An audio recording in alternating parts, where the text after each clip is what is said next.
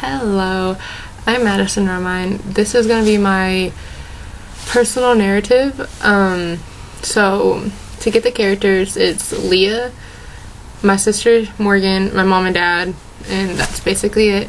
The story takes place in Branson, Missouri, Silver Dollar City, basically. 2 years ago. So we go every year for my birthday because it's in November, and that's when they start doing the Christmas stuff at Silver Dollar City. And if you've never been, highly recommend it. It's my favorite place.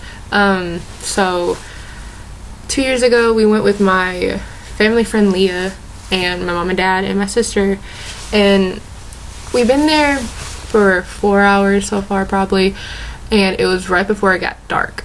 And before it gets dark, it's kind of like that's when everybody comes because there's a parade and there's people everywhere. And me and my mom stopped at the little hand wax station where you dip your hand in wax and they paint it and everything. And Leah and Morgan were at the candle place doing the same thing but just coloring candles.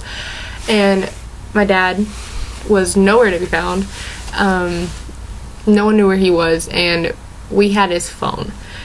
We had his phone and the keys and the money, so because it was all in my mom's purse, so he had nothing, and he was lost in Silver Dollar City for about 2 hours. We didn't really notice, which is kind of sad because that's our dad, but we didn't notice until we were ready to leave because he was the one driving, and we kind of realized he wasn't there when we were trying to leave.